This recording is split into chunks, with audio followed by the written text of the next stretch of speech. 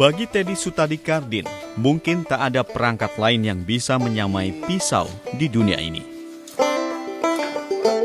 Pisau bagi Teddy Kardin bukan hanya sekadar alat untuk memotong atau mengiris. Tapi lebih dari itu, pisau adalah sahabat. Teddy adalah seorang geolog jebolan Institut Teknologi Bandung. Selepas kuliah pada akhir tahun 70-an, Teddy mulai menekuni dunia eksplorasi. Pekerjaannya adalah menjelajahi Nusantara untuk melakukan penelitian geologi, mencari potensi minyak bumi. Eksplorasi minyak ini dikerjakan Teddy untuk berbagai perusahaan minyak di dalam dan luar negeri. 30 tahun yang lalu saya geolog lapangan, di mana seorang geolog lapangan itu selama 3 bulan di hutan, 1 bulan bikin report di Jakarta. 3 bulan di hutan, bikin report di Jakarta 1 bulan. Nah, selama di hutan, saya memerlukan alat bantu untuk melancarkan pekerjaan, untuk memberi kepercayaan diri, ya sebuah pisau lah. Nah, kebetulan tahun 74 dulu, saya pernah dikasih pisau oleh teman. Melakoni pekerjaannya ini, Teddy selalu ditemani pisau. Pisau membantunya melewati berbagai rintangan dan seringkali menyelamatkan hidupnya saat menghadapi kerasnya alam liar. Ini adalah pisau pertama yang saya punya, dikasih oleh teman saya, sesama teman dari Wanadri. Ini pisau untuk skinner sebetulnya, untuk ngulitin kerbau, namanya Buffalo Skinner. Tapi karena pisau ini cukup besar, pisau ini bisa dipakai untuk nebas, kemudian bisa untuk nyayat karena dia skinner. Sehingga pisau ini memberikan kepercayaan diri. Kalau saya jalan di hutan, bawa pisau ini saya lebih berani lah. Di luar pekerjaannya sebagai geolog, Teddy Kardin juga adalah seorang ahli navigasi alam. Pengetahuan Teddy diperoleh di banyak organisasi pecinta alam, seperti Wanadri, salah satu organisasi pecinta alam terbesar di Indonesia. Keahlian Teddy mengarungi alam liar ini pun dimanfaatkan oleh militer. Tahun 1988, Teddy diminta untuk mengajarkan ilmu navigasi kepada prajurit-prajurit Kopassus. Selain Kopassus, Teddy juga mengajar prajurit Paskas dan Brigade Mobil. Pak Iwan bilang, "Nih Mas, orangnya yang kita cari nih."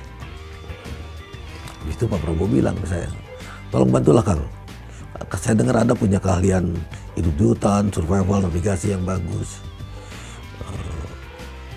Saya bilang, "Nggak bisa Pak, saya terikat kontrak di perusahaan asing." "Ya, saya dengar Anda kepake sekali sama bule-bule itu. Berapa digaji sama bule itu?"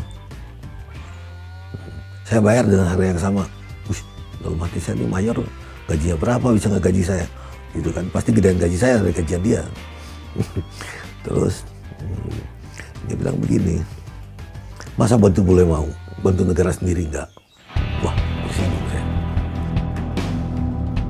Persentuhan Teddy dengan misi militer pun semakin luas.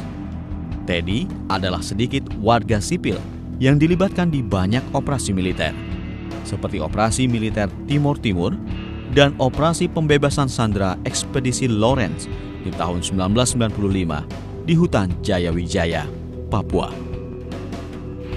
Hubungan dengan militer ini semakin membuka jalan bagi kecintaan Teddy kepada pisau.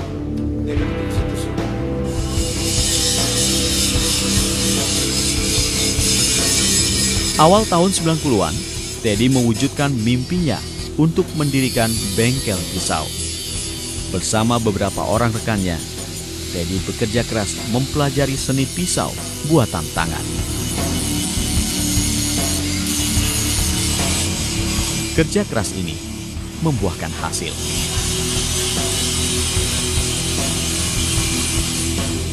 Pisau buatan bengkel Teddy Kardin semakin dikenal karena kualitas dan keindahannya.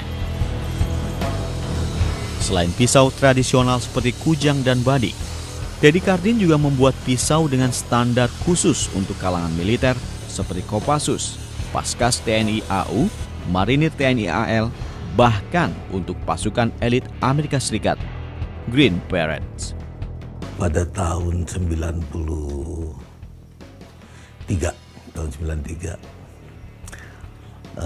habis latihan dengan pasukan Amerika, pasukan khusus Amerika ya. Pak Prabowo waktu itu komandan Pusdikpasus di Batu Jajar.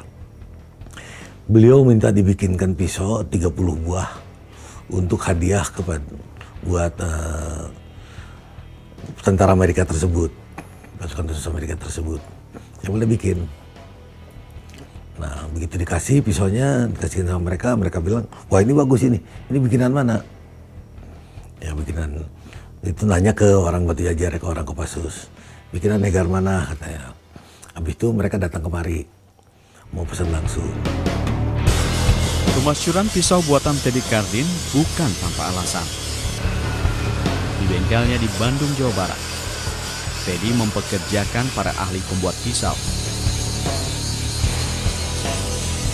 Material yang digunakan adalah material pilihan berstandar internasional seperti baja Damaskus yang sudah dikenal luas oleh para pecinta pisau.